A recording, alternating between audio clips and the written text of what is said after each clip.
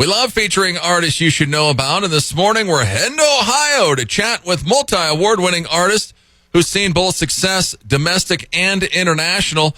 His name is Richard Lynch from the Richard Lynch Band. He's been flying the flag for traditional country music for over 30 years. He's a member of the Ohio Country Music Hall of Fame.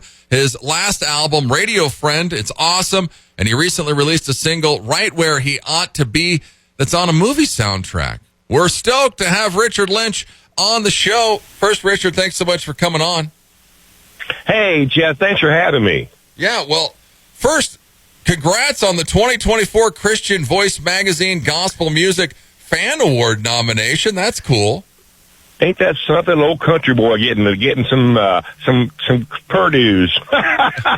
Well, yeah, exactly. I mean, you have a big faith, but when did the crossover start? Because you're getting play on Christian radio stations.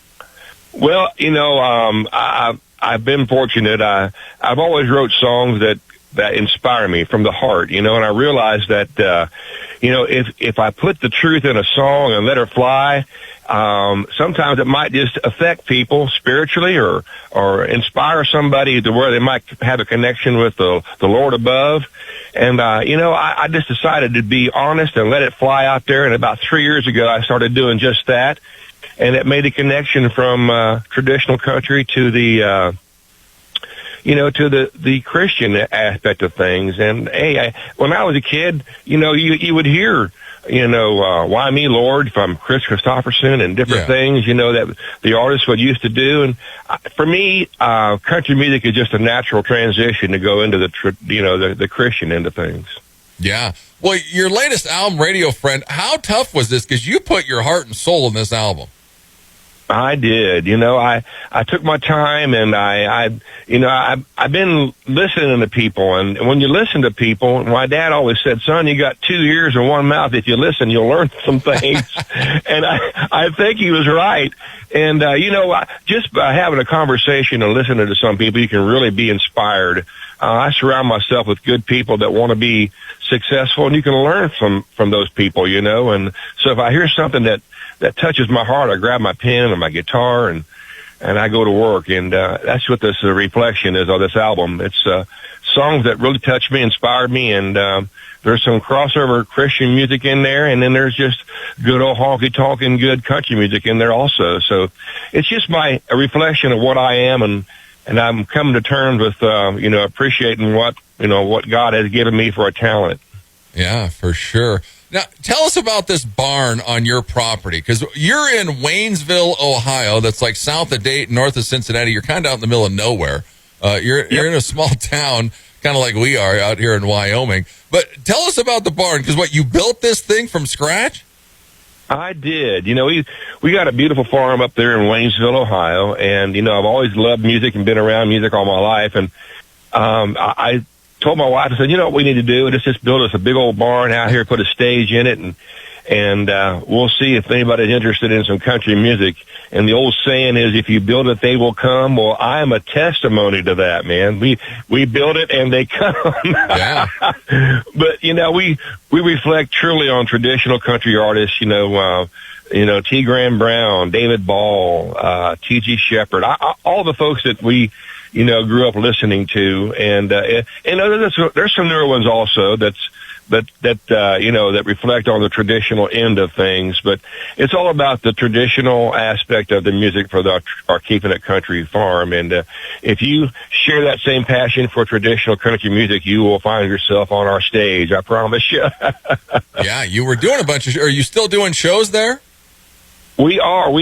What we do, we do things in the warm weather from end of May through actually the end of October, 1st of November, once a month. Okay. And we park everybody out in the hayfield, and the barn just has its own unique personality. It's a working farm that we have the barn on, and people come there and they can relax on a big old porch, or they can kind of look at the pond, or they look across the other side and there's the horses and the hayfield and the barn and the equipment barn. So it's really a working farm. It's, maybe not in Wyoming, but in southwestern Ohio, that's getting pretty scarce to find that really authentic hardworking farm like that. There, and people really appreciate it and connect there.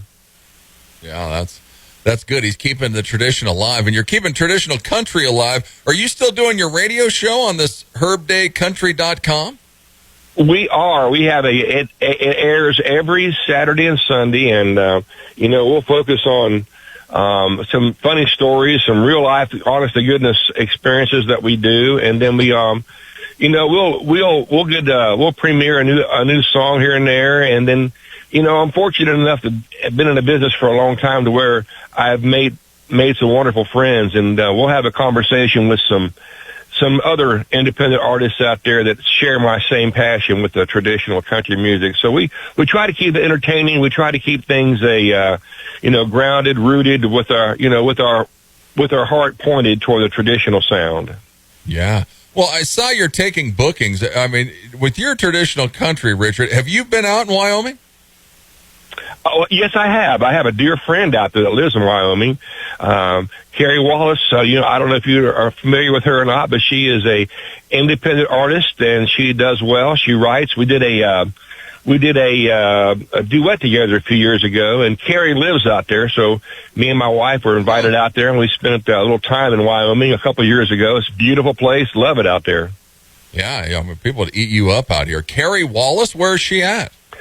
I'm trying to think of the name of the little town. It's escaping me right now, but she has a beautiful ranch, and man, what a talented gal. But yeah, she's a local for you guys out there, and something you guys might want to look up to, because she's done well, and she shares the flame for the traditional sound. Yeah, we'll have to look her up. Go look up Richard. He's at richardlynchband.com. He's on Facebook, X. Go to YouTube. He's got a ton of stuff on there, and Radio Friend, his latest album, is out now. Well, this single, Right Where He Ought to Be, how did you get involved with this movie?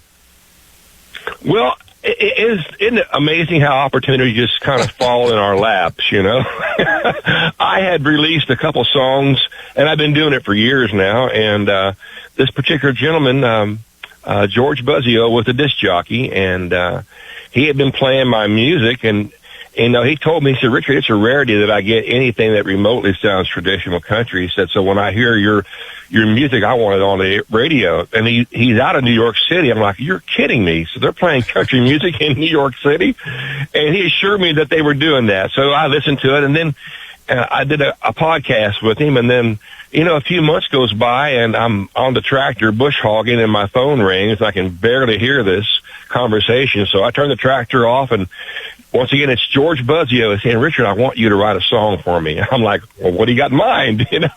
He said, I've been involved with a movie organization that wants to do a live tribute to a guy named Kim Kahana, which was a stunt man out of L.A. I said, well, I wasn't familiar with the man. And he said, well, I didn't think you might be, but I want to give you some information. He sent me some information. And he said, just do what you can about, write me a song. And I said, okay, well, I'll get to work on it. And sure enough, I got home, and my wife pulled up some information on Kim Kahana, and I just kept reading to where he was, he had such a fascinating life. I mean, the song was relatively easy to write. And throughout all his conversations and interviews, throughout his 70-year career, he would end it with saying, I guess I was right where I ought to be. So I just picked up on that particular little line that he was always sharing, and I wrote the song, and ultimately it went into the movie. And it's just amazing how, if you write the truth, or you connect with someone, and the truth of the matter is that gentleman was kind of from the same era as my dad. My dad grew up through the Great Depression, so I made a connection with my dad and kind of put my dad's life into Mr. Kahana's life, and a lot of the aspects of the song. And the song came from the heart, and it was just amazing to see how that came to be. And Mrs. Kahana told me, we got to go down and be part of the premiere in Florida when they debuted the movie, and she said, Richard, it's almost as if you knew Mr. Kahana all your life. And then I explained to her how I associated it with my dad, and she was pretty emotional, as you might imagine, and it's just a wonderful experience. But to say that I got to be in a movie that's pretty rewarding.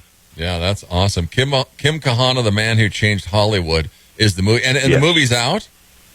Yes, it's out. I mean, well, actually, they're still doing what they call premiering things in different cities, and so it's not actually been released as far as like a normal movie would be. But Mr. Kahana was in so many wonderful movies, from James Bronson to Arnold Schwarzenegger, which put him from in the late 50s all the way into the 80s. He did 300 actual major production films, and I never knew anything about him until recently, and I realized why there was a need to do a tribute for this man. I was proud that I could be part of that. Yeah, that's amazing and awesome at the same time. In 2019, you were inducted into the Ohio Country Music Hall of Fame. How awesome was that?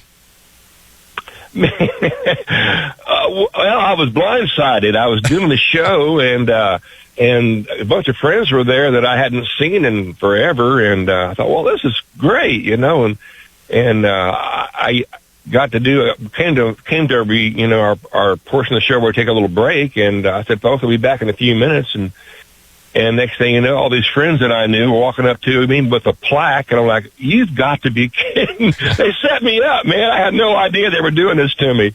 But to be rewarded with some folks that, that I have respected and admired for years, to put me in the Ohio Country Music Hall of Fame was just remarkable. I kind of overwhelmed me. I didn't know what to think, and but that tells me that I might be doing something right if my peers want to put me into a Hall of Fame. You know what I mean? Exactly. Yeah, that's an awesome honor. And one awesome thing that Richard does. Tell us about this Love Tattoo Foundation. Well, the Love Tattoo Foundation is a labor of love on me and my wife's behalf. We love and respect our military men and women so much. As far as I'm concerned, we can't do enough for them. And so we, every show that we do at our farm, we take a certain percentage and we dedicate those funds to help a veteran or a veteran cause, whether it's in Ohio or Michigan or different states around the country. But we want to make sure that our veterans know that there are people that are out there that care and want to see them succeed. We lose a lot to veterans even to this day from, suicide. And to me, that's not acceptable. So we want to make sure that these veterans, if they're feeling, in a way that they shouldn't, that they have a place that they can reach out to someone and get a little help or get a conversation and maybe save a veteran's life. And that's just one of the things that we do at the Love Tattoo Foundation. But it's all geared to where we help a veteran, whether it's, from, a psychological, point of view, or if they need something, monetary. We just try to do our best to help someone somehow in our military. Yeah, for sure. It's awesome. You go check out Richard's website, richardlynchband.com. There's a tab on there, Love Tattoo Foundation. You want to go check it out, and you can also donate to it right there as well. So new year, you guys gearing up. I see you got a couple shows this summer. What's happening?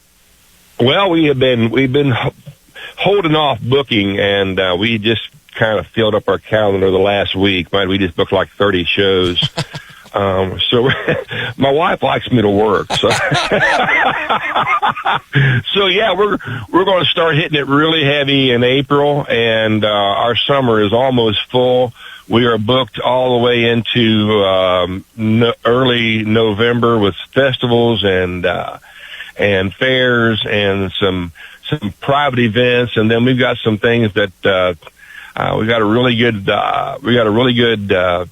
studio experiment that we're working on right now. We're doing something that I've never done before. We're going to have that released to the airwaves later on this year.